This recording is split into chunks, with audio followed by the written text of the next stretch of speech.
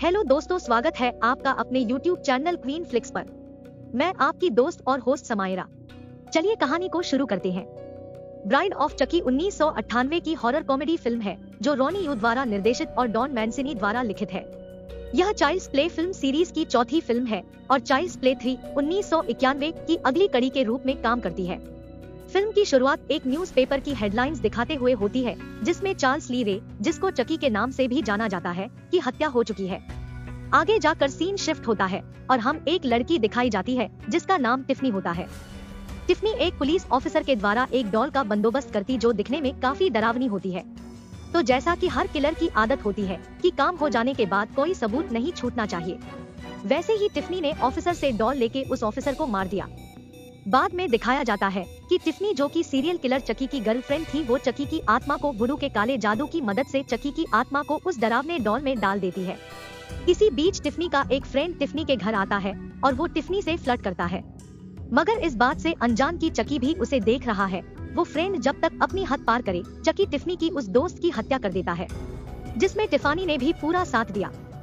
Scene shift होता है और हमें 4 और कैरेक्टर्स से परिचय करवाया जाता है जो कि है जस्सी, डेविड, जेड और जेड के अंकल चीफ वारेन।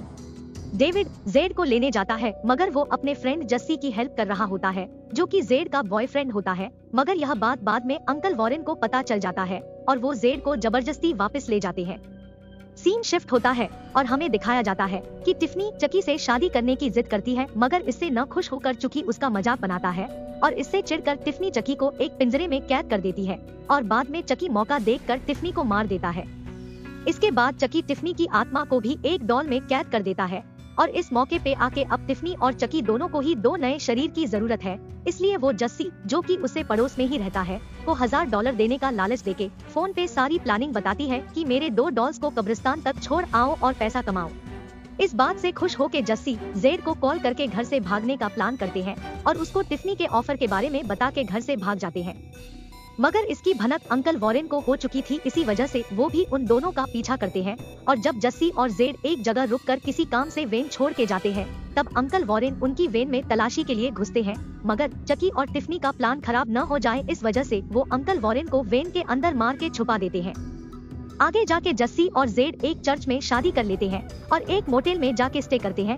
उनके सोते ही चकी और टिफनी उसी मोटेल में रुके एक कपल को हनीमून मनाते वक्त मार देते हैं और फिर ये दोनों डॉल्स आपस में शादी करके वही हनीमून मनाते हैं।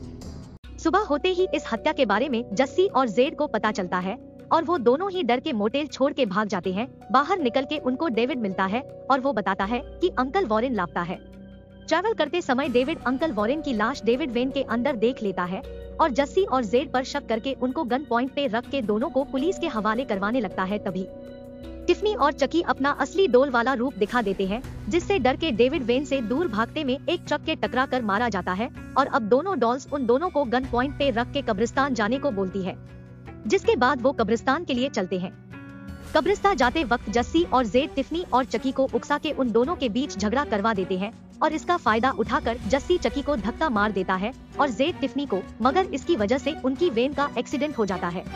मगर कहीं से चकी आके जेड को गन पॉइंट पे कब्रिस्तान की तरफ ले जाता है और फिर उसका पीछा करते हुए जस्सी भी टिफनी को गन पॉइंट पे लेके उन दोनों का पीछा करता है।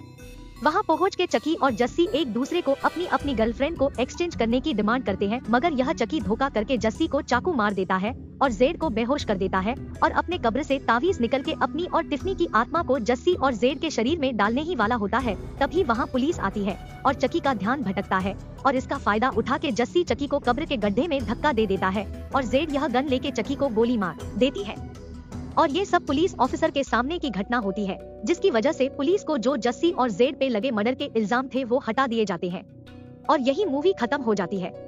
मूवी के आखिरी में एक पोस्ट क्रेडिट सीन दिखाया जाता है जहां टिफनी की डोल में से एक बच्चे का जन्म हो जाता है और हमें दूसरे पार्ट को देखने की एक्साइटमेंट और बढ़ जाती है। आशा है कि आपको हमारी यह मूवी एक्सप्लेनेशन अच्छी लगी होगी। कमेंट करके बताएं कि इस मूवी का कौन सा पार्ट आपको ज्यादा पसंद आया। अब मिलते हैं अगली वीडियो में। लाइक, सब्सक्राइब व शेयर करें और देखते रहिए queen flix the AI explainer.